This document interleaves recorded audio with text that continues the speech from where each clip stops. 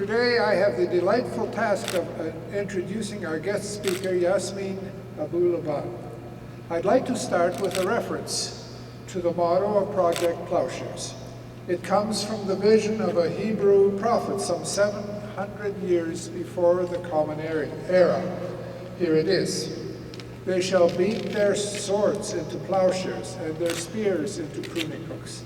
Nation shall not raise sword up against nation, neither shall they train for war anymore. Instead of using our ingenuity to make weapons to kill people, the prophet says we should use our ingenuity to convert these weapons of death and destruction into tools that create an abundant life for all humanity. This is a powerful image, and if we were to convert it into modern idiom, we would say that we should convert the $1 trillion annual military budget that is used to threaten and kill others and use it to help all of us human beings in our global village have an abundant life. In Canada, we would convert the $22 billion that we spend annually on soldiers and guns and jet fighters to feeding hungry Ethiopians, educating Pakistani and Afghani girls, making sure those afflicted with AIDS in sub-Saharan Africa have retrovirals, combating climate change that will deprive millions who live in the deltas of the Ganges and the Nile rivers of land that they need to grow food, and ensuring that all Indigenous people in Canada have adequate housing and the education they need to take their rightful place in our national life. We should use our taxes to promote a culture of peace instead of a culture of war. We should use our taxes to promote a culture of life instead of a culture of death. In Canada, we are just beginning to emerge from a 10-year-long national nightmare sponsored by what is perhaps the most toxic prime minister in the history of our country. This was a nightmare in which vindictiveness, fear, greed, and hate of the other were used to divide us for partisan purposes. By glorifying past and present wars, a deliberate effort was made to militarize our culture. By responding to repeated international crises with the clenched fist of enmity instead of the open hand of amity, we squandered much of the goodwill that Canada earned through international peacekeeping, a compassionate and even-handed foreign policy, and respected diplomatic corps. Specifically with respect to the background of our guest speaker, Canada stood idly by while hundreds of Palestinians were killed in Gaza, and Gaza was reduced to rubble. Then, its ability to rebuild was impaired by military blockades that kept out needed building materials. The inspiring peace efforts of Gazans, like Dr. Zeldin Abu Aleish, were not supported. 3 of Dr. Abu Aleish's children were arbitrarily killed by the IDF, and this prompted him to write the book, an inspiring book, I Shall Not Hate. If peace is to be won in this most tortured part of the world, it is critical that we support leaders like Dr. Abu Aleish. The first Palestinian I ever met was Dr. Baha Abu Laban, the father of our guest speaker. And Baha is here today. Baha, I would like you to stand and think about it.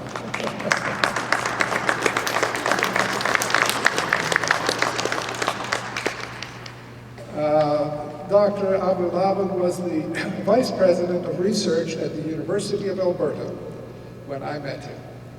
We were both members of the Alberta Cultural Heritage Council, and our task was to advise the government of Peter Lougheed about appropriate policy for the then emerging policy of multiculturalism. Dr. Abu Laban was the vice chair of the council, and I gained a deep appreciation for him, and through him for the Palestinian people, and the challenges they face. Working on the council with leaders of over 50 of Alberta's ethnocultural groups, all committed to building a better Alberta and Canada, was a powerful experience. Getting to know many of the leaders of Alberta's ethnocultural communities was a demonstration of the possibility of Canada becoming a leader of peace and development in our global community. Working together showed the potential of Canada becoming a powerful force for peace and goodwill in the world. Peace that only can be achieved through peaceful means. To quote Byers Noddy, a South African peacemaker and vigorous opponent of apartheid, "There is no way to peace. Peace is the way." Yasmeen has taken up where her father left off. She is a professor of political science at the University of Alberta, where she has won many, many honors. First of these was the Grant Notley Memorial Postdoc Fellowship, followed by the McCalla Award for Teaching and the Killam Professorship for Outstanding Scholarship and Teaching, and a record of substantial contribution to the community. Her research interests center on Canadian and comparative dimensions of ethnic and gender politics, nationalism, globalization, and processes of racialization, immigration policies and politics, surveillance and border control, and citizenship theory. You can see that she's very busy and she's got a wide portfolio of interests. She is currently working on addressing United Nations and World Conferences against racism and discrimination. She is a prolific writer, and in this capacity, her interest in her home, and in this capacity continues her interest in her ancestral homeland. For example, she is the co-editor of Surveillance and Control in Israel-Palestine, Population, Territory, and Power. Dr. Abu Laban serves on the editorial board of Canadian Ethnic Studies and on the board of the Canadian Arab Institute. With all of these involvements, it is evident that she continues to provide leadership in peace building in many, many different venues. Thank you, Yasmeen. Please join me in welcoming Dr. Abu Laban to the podium.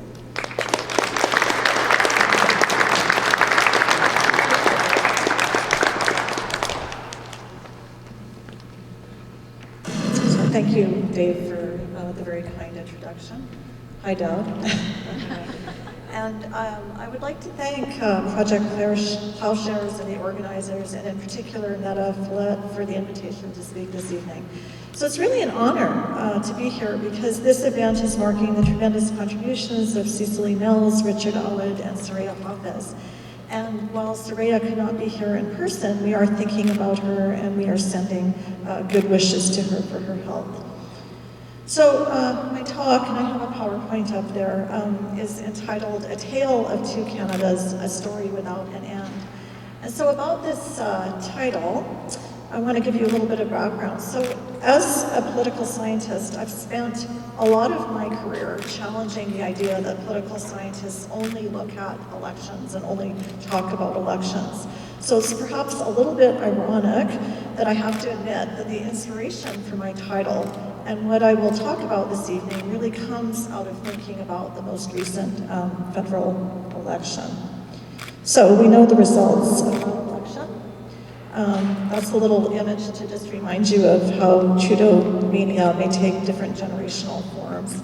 And Justin Trudeau's victory has been the subject of an international media frenzy.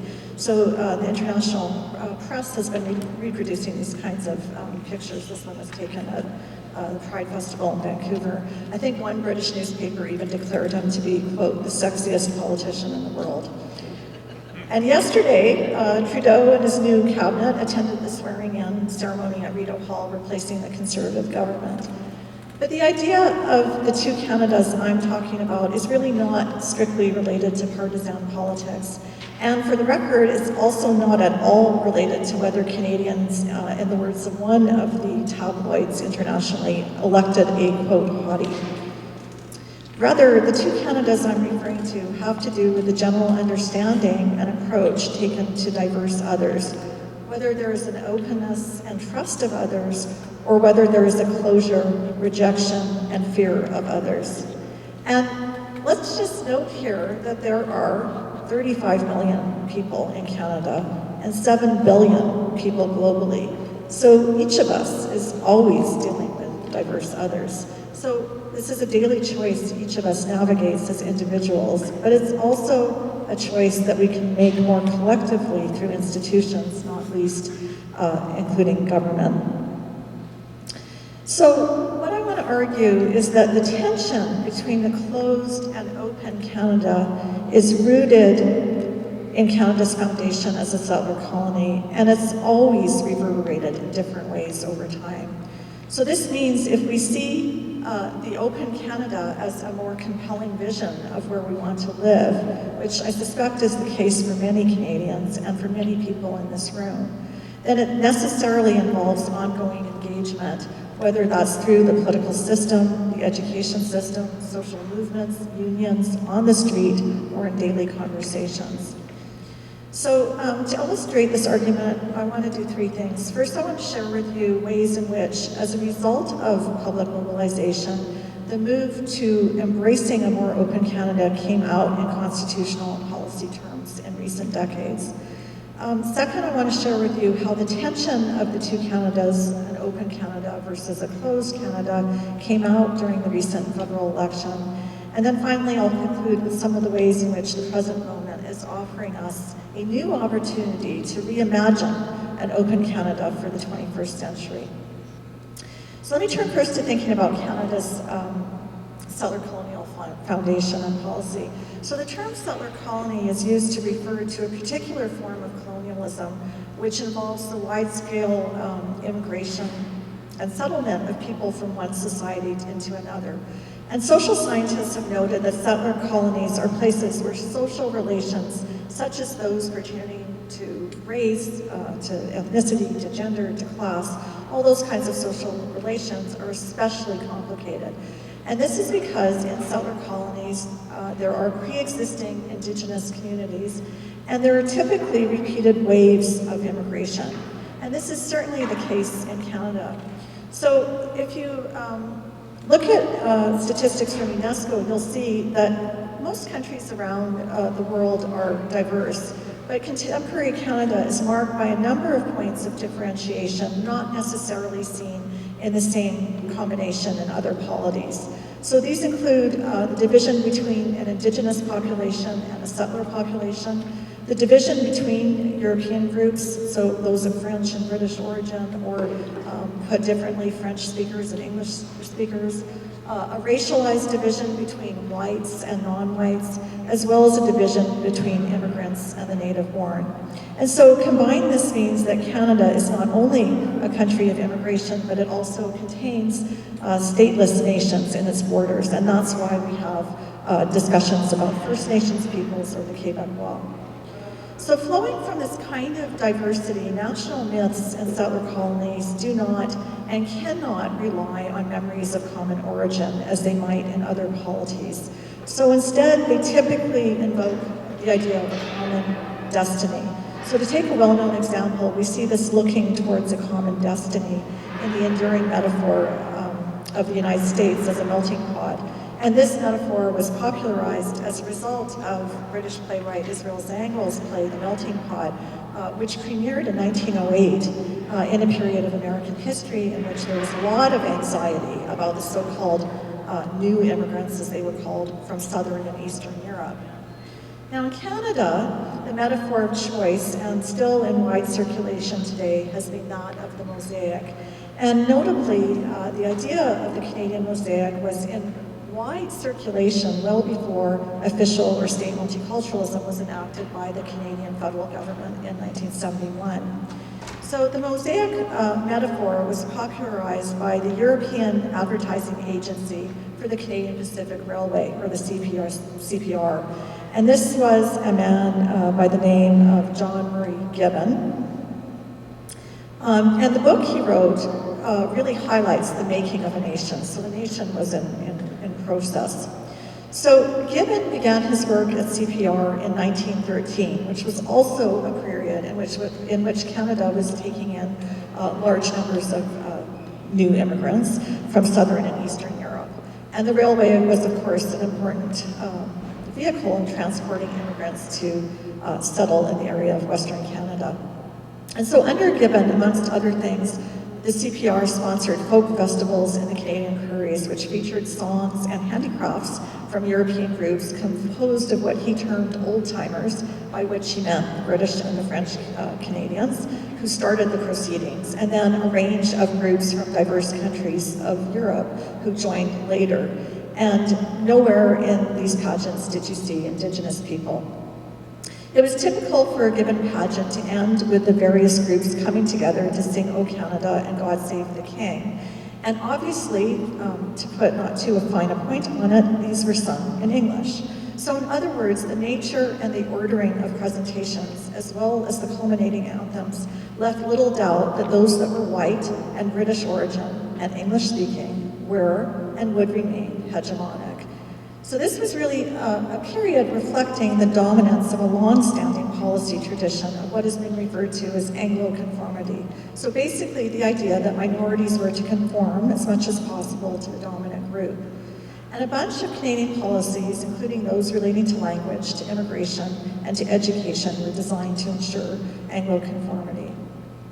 Now, by the 1960s, the mosaic idea found its way into more scholarly studies of social stratification in Canada. And so, for example, you have coming out a very classic book by sociologist John Porter called The Vertical Mosaic, which illustrated how ethnicity and social class overlapped in Canada. So Porter's work showed that those of British origin had higher incomes and higher levels of education and were overrepresented in decision-making spheres in comparison to those of French origin, Southern and Eastern Europeans, and particularly Indigenous people. And various other incoming immigrant groups assumed a kind of entrance status near the bottom of the pecking order. Over time, you've had feminist scholars who would add that the vertical mosaic was gendered. And in fact, the ideas that Porter put forward still inform a lot of contemporary debates and discussions about trying to understand the nature of Canadian society today in university research. Now on the ground, the period of the 1960s defined as it was by the rise of new social movements, movements related to issues like peace and the environment and gender and identity. This marks a period of transition into a different kind of challenge to the vertical mosaic, and in this context, three distinct forms of decolonization can be identified. So the first decolonization effort would be a general assertion of Canadian independence from Britain through, for example, the adoption of a national flag of Canada in 1965 in place of variants of the Union Jack, or eventually the constitutional changes that came in 1982, which allowed for the Constitution to be amended without approval from Britain. You will recall that until 1982, Canada's Constitution was actually known as the British North America Act. Other decolonizing efforts that resurged in the 1960s really drew inspiration from the human rights revolution and decolonization movements in the developing world to essentially challenge the vertical mosaic and pressures for Anglo-conformity. The decolonizing effort came from Francophones, for example, who resisted what they experienced as colonial domination, economically, politically, and linguistically, by British origin English speakers. And so this slogan, Maîtres chez nous, or masters in our own house, was really inspirational in the 1962 provincial campaign, and it was used by Premier Jean Lesage. And the philosophy behind the slogan marked a period in which greater provincial powers were sought. And the general point is that this form of decolonization still has reverberations. And so, for example, it's very interesting to note that when the Parti Québécois Premier Pauline Marois and her cabinet were sworn into power in September of 2012, they had the Canadian flag removed from the Quebec National Assembly. And also Premier Marois, when she was in office, removed the Canadian flag from her office in favor of having only the Quebec flag. The third and final form of decolonization emerged from Indigenous people, or First Nations. So Indigenous or First Nations groups in Canada consistently have been and remain amongst the worst off on socioeconomic indicators, and many will very explicitly say that the contemporary Canadian state is a colonial state. Since the 1960s and 70s, they have sought an end to assimilative policies, and they've pursued land claims and forms of self-government and economic empowerment. Now, in Canada, there are, of course, distinctive constitutional and legal frameworks used by Indigenous peoples and Francophones in and outside Quebec to support claims that they're making. In contrast, what's sometimes referred to as the third force, that is non-British, non-French, and non-Indigenous groups, didn't have this. And of course, this is not a homogenous grouping, the so-called third force. But nonetheless, there was a mobilization of people from kind of third force backgrounds in the context of the 60s and 70s, and they mobilized against Anglo-conformity as well, in the context of the political opportunities that were offered at the time. And so, of course, when you have the federal government forming the Royal Commission on Bilingualism and Biculturalism in response to renewed nationalism in Quebec, these groups challenge the depiction of Canada as comprised of only two cultures. And it's in response to the findings of the B&B Commission that Prime Minister Pierre Elliott Trudeau announced the policy of multiculturalism within a bilingual framework in 1971. And ultimately, this framework of multiculturalism and bilingualism was also replicated in the Charter of Rights, which gives recognition to official language, minorities, and to multiculturalism. Now, in many ways, multiculturalism served as a much more inclusionary framework for ethnic minorities, by which I mean non-French, non-British, and non-Aboriginal Canadians, to pursue claims for state recognition and resources. And this is because minorities used multiculturalism to push claims about equity and representation and fighting racism. And the ideal of multiculturalism really kind of meshed with the changes in Canada's immigration policy in the late 60s and 70s, which got rid of the explicit ethnic and race-based exclusions of the past. But multiculturalism has not been static, and the policies closely associated with multiculturalism, like immigration and citizenship, have also not been static. And as such, the content and the meaning of multiculturalism has been profoundly shaped by state actors, by social actors with unequal power, as well as by shifting political circumstances. And I'm just going to summarize briefly and say that over the course of the 2000s, the policy of multiculturalism kind of lost its edge in really working to help sustain claims around fighting racism and fighting inequality, even if it was still there in name and still there in the Constitution. Moreover, I think it could be easily argued that the human rights and equity agenda were not just simply stalled, but they were actually set back. So consider this. The head of the Canadian Human Rights Commission, Marie-Claude Landry, recently issued a press release calling on the government to begin, and I'm quoting here, repairing the erosion of human rights in Canada and to move swiftly to repeal legislation and reverse policies that promote discrimination and prejudice. No one should live in fear because of who they are or because they have a belief that is not shared by the majority. Now that's really some statement. And it's even worse, actually, because there's so many things that are listed in that press release that are recommended for changing that I actually couldn't even fit them on one slide. So, one of the PowerPoint slides. So I'm just gonna kind of summarize what the Canadian Human Rights Commission has called on the federal government to do. So one thing is to rewrite and rename the Zero Tolerance for Barbaric Cultural Practices Act to remove any insinuation that certain religions are a threat to Canadian society. Another, accelerate the process for bringing in refugees and asylum seekers fleeing war, persecution, and environmental devastation, and ensure that the selection process is not discriminatory. Another, ensure that the arbitrary detention and imprisonment of thousands of undocumented people seeking asylum in Canada, many of whom are suffering from mental illness, is brought to an end.